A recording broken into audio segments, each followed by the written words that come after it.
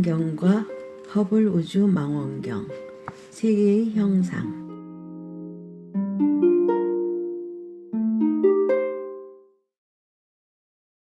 그 모양 둥글고 혹은 모났으며 혹은 다시 세모나고 팔모났으며 많이 박힌 모양과 연꽃 모양들이라.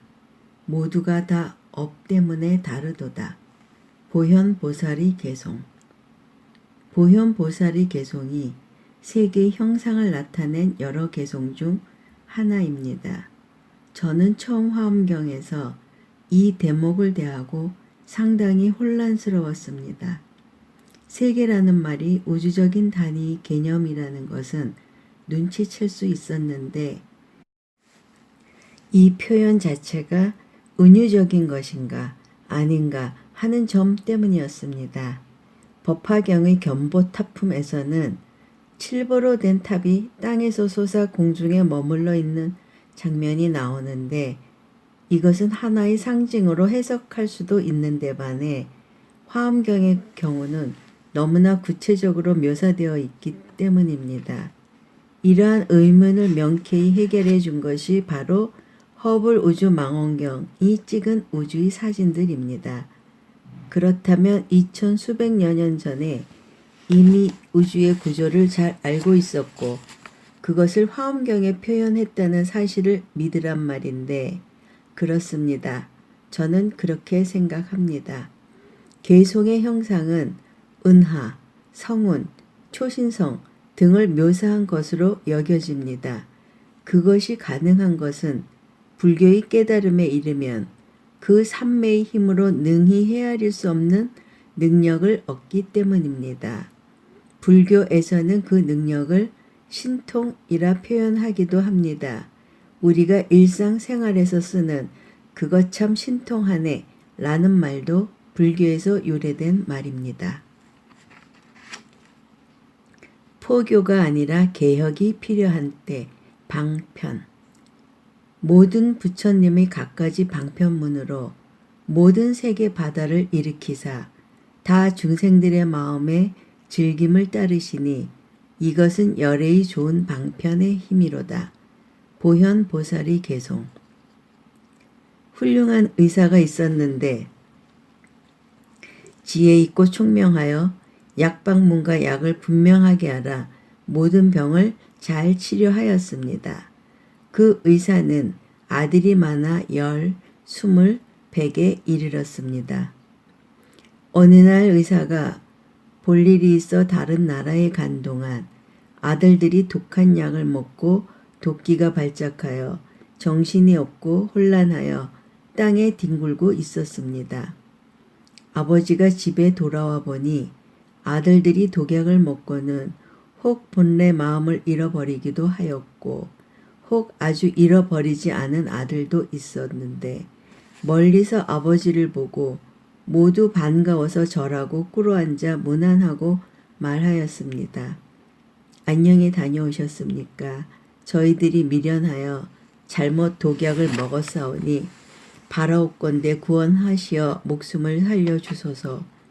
아버지는 아들들이 괴로워하는 모습을 보고 약방문에 의지하여 빛과 향기와 좋은 맛을 구비한 약재를 구하여 찢고 치고 섞어서 아들에게 먹으라고 주면서 말하였습니다. 이 훌륭한 약은 빛깔과 향기와 아름다운 맛을 모두 갖춘 것이니 먹으면 괴로움과 걱정스러움이 금방 나아서 걱정이 없으리라. 아들들 중 본래 마음을 잃지 않은 이는 약의 빛과 향기가 훌륭함을 보고 곧 먹어서 병이 나았지만 본래 마음을 잃어버린 이는 비록 아버지가 온 것을 보고 기뻐서 문안하고 병을 고쳐달라 하면서도 주는 약을 먹으려 하지 않았습니다. 왜냐하면 도끼가 깊이 들어가 본심을 잃었으므로 그 좋은 빛과 향기를 갖춘 약을 좋지 않은 것이라고 생각하였기 때문이었습니다. 아버지는 이렇게 생각하였습니다. 가엾은 일이다. 독약에 중독이 되어 마음이 뒤집혔구나. 나를 보고 기뻐하며 병을 고쳐달라고 하면서도 이렇게 좋은 약을 먹지 않으니 내가 방편을 내어 이 약을 먹게 하리라. 그리고는 아들들에게 이렇게 말했습니다. 너희는 분명히 알거라. 나는 지금 늙어서 죽을 때가 가까웠다. 이 훌륭한 약을 여기에 두겠으니 너희가 가져다 먹어라. 차도가 있을 것이니 걱정하지 말아라.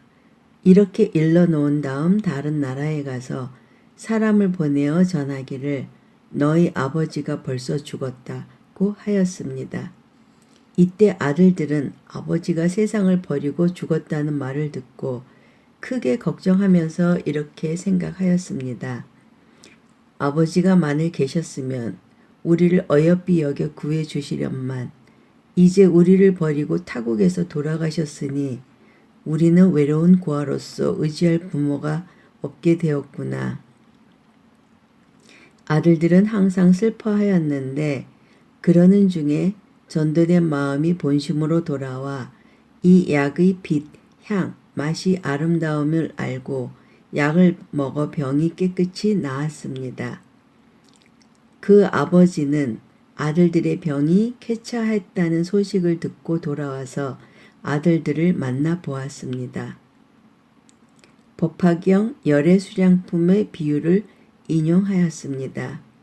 이 비유의 본래 의미는 부처님은 태어나고 죽음이 없지만 석가모니처럼 열반의 모습을 중생들에게 보임으로써 아쉬움과 다급한 마음을 일으켜 미루지 않고 불법에 들게 한다는 내용입니다. 이렇듯 방편이란 선교 방편의 줄임말로 부처와 보살이 중생을 구제하고 깨달음으로 인도하기 위한 교묘한 방법을 말하는 것입니다. 그리고 방편바라밀은 십지보살 중 칠지에 이른 보살이 하는 주된 수행이기도 합니다.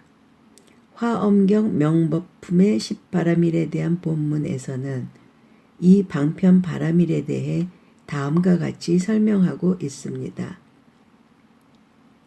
온갖 세간에서 짓는 업을 일부러 나타내며 중생을 교화함에 게으르지 아니하며 그들이 좋아할 만한 모습을 나타내며 모든 행하는 일에 물들지 아니하며 혹은 범부를 나타내고 혹은 성인의 행하는 행을 나타내며 혹은 생사를 나타내고 혹은 열반을 나타내며 모든 행위를 잘 관찰하며 온갖 엄숙하고 거룩한 일을 나타내면서도 그 결과에 집착하지 아니하고 모든 갈래에 두루 들어가 중생을 제도하나니 이것이 곧 방편바라밀다를 행함이니라. 이러니 방편이란 단어가 얼마나 함부로 사용할 수 없는 수행의 어려운 경지를 나타내는 말입니까? 그런데 절에서 하는 불사나 이벤트를 신도의 공덕을 짓게 한다는 명목으로 신도를 위한 방편이라고 당당히 내세우며 심지어 기복적이고 비불교적인 행위가 방편이란 탈을 쓰고 버젓이 행해지는 것이 어제 오늘의 일이 아닙니다. 이는 물론 1차적으로는 승가의 책임이지만 현실적으로 그런 방법이 먹히고 오히려 바른 길을 지키려는 절은 신도들이 거들떠도 안 보니 우리나라 불교의 앞날이 심히 걱정되는 바입니다. 제가 인터넷 사이트 한글 도메인 세존을 운영하는 이유가 여기에 있습니다. 불교 내의 비불교적 요소들을 배제하고 제대로 알고 제대로 믿게 하기 위해서입니다. 즉 포교가 목적이 아니라 불교의 개혁이 저희 원이며 목적인 것입니다. 이를 실현하기 위해 제가 쓰는 방편은 무방편입니다. 왜냐하면 지금 우리나라 불교는 무방편이 최고의 방편이라고 확신하기 때문입니다. 이 방편만 이해하시면 따로 개송에 대한 해설이 없어도 충분하리라 생각합니다. 왜 화엄경이어야 하는가? 일승법 혹은 중생들이 마음의 즐겨함을 따라 생각하기 어려운 갖가지 승을 나타내 보이며 혹 어떤 때는 일승법만 펴사 하나 속에 한량없는 방편을 나타내도다. 보현보살이 개송. 첫 번째 어려운 고비를 만난 것 같습니다. 꼭 해야 할 설명이 몇 가지 있으니 차분히 정리를 하겠습니다. 승이란 한자는 아시다시피 타다 라는 뜻입니다. 엘리베이터를 승강기라고 하듯이 말입니다. 통상적으로 승이란 글자에서 바로 연상되는 불교 용어는 소승과 대승입니다. 소승은 말 그대로 작은 탈 것, 대승은 큰 탈 것을 의미하는데 이는 기원 전후 일어난 보살 사상이 중심이 된 대승불교에서 그 전까지 불교를 폄훼하여 부르는 말이라고 앞에서 잠깐 언급한 바 있습니다. 아주 쉽게 비유하면 소승불교는 자기만 깨달음을 추구하는, 즉 자신의 이익만 챙기는 오토바이 불교이고, 대승불교는 나는 물론 다같이 깨닫자는 이타적인 버스 불교라는 뜻입니다. 우리는 흔히 태국이나 스리랑카 등 남방 불교를 소승 불교라 생각하는데 실제로 그곳의 스님들이나 불자들에게는 오히려 소승이라는 개념이 없습니다. 그 다음에 승의 개념은 1승, 2승, 3승과 1불승이 있습니다. 네 가지 승 중 앞의 세 가지는 결국 일불승으로 마무리하기 위한 방편설에 불과하다는 것이 핵심입니다. 첫째 일승은 성문승을 말하는데 한자 뜻 그대로 부처님의 말씀을 듣고 터득했다는 경지를 말합니다. 부처님의 10대 제자 대부분이 이에 속합니다. 둘째 이승은 연각승을 말하는데 12연기법을 홀로 터득했다는 경지를 말합니다. 홀로 터득해서 독각이라고도 하는데 다른 이름으로는 아라한 또는 줄여서 나한이라고 하며 나한전에 모셔진 분들이 바로 이 경지를 이룬 분들입니다. 셋째 삼승은 보살승을 말합니다. 자기의 이익보다는 이타적인 행을 하는 모든 보살을 뜻합니다. 개송의 갖가지 승을 나타내 보이며 혹 어떤 때는 일승법만 펴사라고 하였습니다. 사실 저는 화엄경 독경만 만 3년을 하였습니다. 감히 그 뜻을 이해하려고 시작하였던 것이 아니라 순전히 독경 기도로 하였던 것인데 그때도 눈에 들어오지 않던 이 개송이 지금 드러난 것을 대단한 행운으로 생각합니다. 곧 이유를 밝혀드릴 것입니다. 이제 개송의 갖가지 승이 지금까지 설명드린 세 가지 승임은 이해되셨을 것입니다. 남은 것은 일승법이란 말이 뜻인데 저는 이것을 법화경의 일불승, 부처님의 깨달음에 들게 하는 법이라고 주장합니다. 아니 분명 일승에 법자를 붙였으니 성문승의 일승을 말하는 것이 아니냐고 법화경을 최고 경전이라 주장하는 소위 법화 행자들은 목청을 높일 것입니다. 너무나 중요한 문제라 다시 확인하면 갖가지 승을 나타내 보이며 혹 어떤 때는 일승법만 펴사, 즉 분명히 먼저 갖가지 승을 앞세우고 뒤에 이를 다 포섭하는 의미로 일승법, 부처님이 깨달음에 들게 하는 법이라 한 것입니다.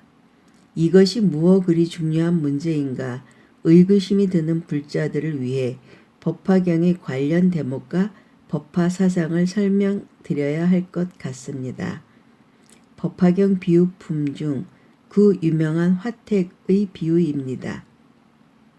덕망 있고 자식도 많고 재물도 많은 한 장자의 집에 불이 났습니다.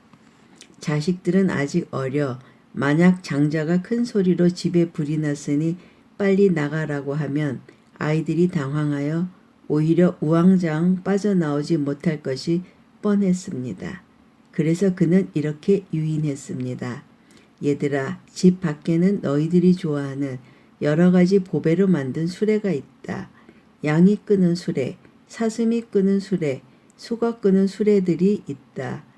대문 밖에는 이런 수레들이 많이 있으니 너희들 마음대로 타고 끌고 놀아라. 이러한 수레가 있다는 말을 들은 아이들은 서로 다투고 밀치면서 그 집에서 뛰쳐나와 모든 환난을 면하였습니다. 그리고 아이들은 아버지에게 나아가 이렇게 여쭈었습니다. 3가지 좋은 수레를 저희들에게 주십시오. 아까 말씀하시기를 너희들이 대문 밖에 나오면 3가지 좋은 수레를 주마 하셨으니 지금이 바로 그때입니다. 나누어 주십시오. 그러나 장자는 이렇게 하였습니다. 그는 재산이 어마어마하게 많아 금은 보화가 창고마다 가득했습니다. 그래서 큰 수레에다 온갖 보물로 으리으리하게 치장하고 부드러운 고급 비단을 자리에 깔고 하여 더할 수 없이 화려하게 꾸몄습니다. 그리고 가장 크고 살찌고 기운도 세고 잘생긴 흰 소를 메어 끌게 하였습니다. 거기다 하인들이 앞뒤로 호위하게 하였습니다. 이러한 수레들을 아이들에게 나누어 주니 아이들은 기뻐 뛰놀면서 수레를 타고 사방으로 달리면서 즐거워하였습니다. 이렇게 비유를 두신 후에 부처님은 말씀하십니다. 사리부리여, 나도 또한 그와 같다. 나는 온 세상의 아버지이고 일체 중생들은 모두 나의 자식이다. 모두들 세상락에 집착하여 지혜는 전혀 없고 삼계가 불안하기가 불타는 집과 같다. 사리부리여, 나는 중생들을 위하여 이러한 비유로서 일불승을 말하노라. 너희들은 이 말을 잘 믿고 이해하여 실천하면 누구든지 이 순간부터 부처님으로서의 삶을 살리라. 이 도리는 미묘하고 청정하고 제일이니라. 여기까지입니다. 여기서 끝부분의 일불승이 화엄경 개송의 일승법과 같은 의미라는 것이 저희 주장입니다. 이것이 왜 그리 중요한가 하면 법화경을 신봉하는 사람들은 이 대목을 들어 봐라. 다른 경은 모두 법화경의 이 일불승으로 들어오게 하는 방편에 불과하지 않느냐라는 결정적 단서로 삼기 때문입니다. 여기에는 물론 법화경 특유의 태도, 즉 법화경을 만나고 이해하는 사람은 선택받은 사람이고 또 핍박을 받을 수도 있다는 어찌 보면 불교의 근본 정신으로 보면 잘 어울리지 않을 것 같은 좀 독특한 분위기도 한 몫을 하고 있는 것 같습니다. 이는 순전히 저희 개인적인 생각이긴 하지만 오해하지 마십시오. 법화경의 의미가 과대평가되거나 왜곡되고 있다고 말하려는 의도가 있는 것은 추호도 아니고 다만 법화경 성립 시의 시대적 분위기가 강하게 반영된 것 같다는 의미입니다. 법화경은 화엄경과 더불어 대승경전의 최고임이 분명합니다. 저는 법화경 독경과 사경도 5년을 했습니다. 이에 대한 판단을 위해 앞으로 많은 연구가 이루어지기를 진심으로 바랍니다. 하지만 이번 기회에 법화경만이 최고라고 주장하는 이들에게 꼭 드릴 말씀이 있습니다. 우선 제가 개송을 통해 밝혔듯이 화엄경에도 일불승의 개념이 있습니다. 실은 현실적인 신행의 측면에서 볼 때 이 문제는 별것 아닐 수도 있습니다. 그러나 제가 염려하는 것은 법화경 아니면 안 된다. 혹은 법화경 외에는 볼 필요가 없다. 라는 태도입니다. 심지어 법화경만을 높이 사는 이들에게 다른 경의 사상을 말하려 해도 너희들은 이해하지 못하고 우리는 핍박받고 있다. 법화경에도 부처님이 그리 예견하지 않으셨느냐 라거나 더더욱 일본이 종파인 일련 종종과 같이 경의 제목만 외워도 다 된다 라는 식의 생각은 결코 불교적이지 못하다는 것입니다. 일련 종종은 소위 남묘호랭개교인데 이는 나무묘법연화경의 일본어 발음입니다. 이번 개송의 마무리 설명을 하면 이런 모든 승의 개념도 결국은 중생들이 마음의 즐겨함을 따라 법을 펴시는 부처님의 방편이라는 것입니다.